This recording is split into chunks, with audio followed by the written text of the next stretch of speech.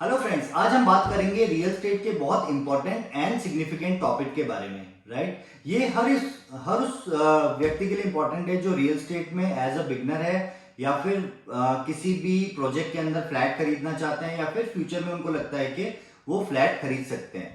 Friends, हमारे लिए समझना इसलिए इंपॉर्टेंट है क्योंकि जब भी किसी भी फ्लैट की प्राइस की कैलकुलेशन होती है उसमें carpet area, built up area and super built up area, इन तीनों का बहुत बड़ा रोल होता है।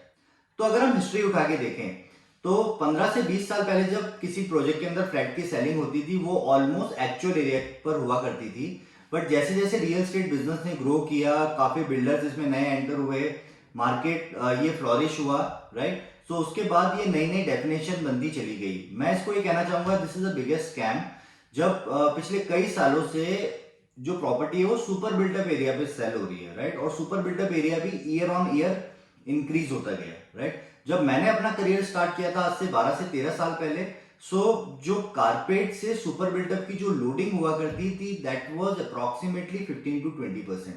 बट अभी हम अगर रिसेंटली रेरा के आने से पहले अगर हम देखेंगे, जो ये लोडिंग थी that was approximately 30 to 35% and somewhere it was 40-45%। चलिए बहुत एक सिंपल एग्जांपल से समझने की कोशिश करते हैं कि इन तीनों में डिफरेंस क्या है। राइट, आपने कभी बियर से भरा हुआ ग्लास देखा है, या फिर कोल्ड ड्रिंक से भरा हुआ ग्लास, या फिर पाइनएप्पल जूस से भरा हुआ ग्लास? सपोज ग्लास का साइज इतना होता है तो उसमें दिस इज द मटेरियल, इतना आप मटेरियल यूज करते हैं, उसके ऊपर इतने सारे झाग होते हैं और उसके ऊपर इतना खाली एरिया होता है, बट यू पे for the entire glass. Right, इसी तरीके से super built up was the area RERA के आने से पहले जिसके हिसाब से आप पे करते थे। राइट, लेकिन जो एक्चुअल एरिया आपको मिलता था वो इतना ही होता था, जैसे ग्लास के अंदर जूस होता है उतना ही। राइट, और बाकी सारी चीजें ओवर एंड अबाउ ऐड होती थी। लेकिन जब से 2017 में रेरा आया, रेरा के आने के बाद it was compulsory to sell any property on the carpet area. तो सबसे पहला होता है जो बेस एरिया होता है, that is the carpet area. So the carpet area is the net usable area, includes internal partition walls but excludes external partition walls and the balcony area। यानी कि कारपेट एरिया वो area होता है जो आप use करते हैं। ठीक है, एक फ्लैट के अंदर आप रूम्स को यूज करते हैं, आप ड्राइंग डाइनिंग यूज करते हैं, आप टेम्पल अगर छोटा सा कोई बना हुआ है तो आप उसको यूज करते हैं, आप किचन यूज करते हैं, आप बाथरूम यूज करते हैं, या फिर अगर इंटरनल कोई स्टेयर केसेस बनी हुई है, फ्लैट के 2 लेवल्स हैं तो अगर आप उसको यूज करते हैं तो वो सारा एरिया होता है कारपेट एरिया। रेरा से पहले कारपेट एरिया के अंदर बैल्कनीज को भी इंक्लूड किया जाता था और टेरेसेस को भी इंक्लूड किया जाता था, बट अब बैल्कनीज एंड टेरेसेस को इसमें एक्सक्लूड कर दिया गया है। Right, so the net usable area जो आप यूज करते हैं उसके अंदर जो इंटरनल वॉल्स का एरिया होता है वो, right, that is the carpet area. But उसके अंदर एक्सटर्नल वॉल्स इंक्लूड नहीं होती, बैल्कनी इंक्लूड नहीं होती। वो एरिया जहां पर आप प्रैक्टिकली पूरे कारपेट को बिछा सकते हैं, that is the carpet area. Now अब आ जाते हैं बिल्टअप एरिया के ऊपर। What is built up area?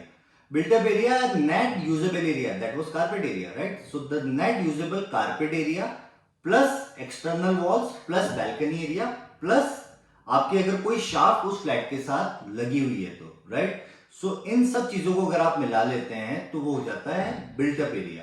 And जो कारपेट एरिया से जो बिल्टअप एरिया का जो डिफरेंस होता है दैट इज रफली अराउंड 10 to 12% और 10 to 15%। नाउ अब सुपर बिल्टअप एरिया के ऊपर, इट वॉज बिगेस्ट स्कैम जो कई सालों से चलता हुआ आ रहा था, बट थैंक्स टू रेरा कि इसको कहीं ना कहीं कंट्रोल किया गया, बिल्डर को बाउंड किया गया कि आप किसी भी प्रॉपर्टी को आप कारपेट एरिया पे ही सेल करेंगे, आप कारपेट एरिया मेंशन करेंगे हर डॉक्यूमेंट के अंदर। Right, so customer should know कि how much actual area he is getting. Right, हालांकि बिल्टअप एरिया का भी बहुत बड़ा रोल नहीं होता, सबसे इंपॉर्टेंट रोल होता है कारपेट एरिया का और सुपर बिल्टअप एरिया का। Right, so what is super built up area? Super built up area is built up area plus a proportionate share of the common area used in that particular project, right?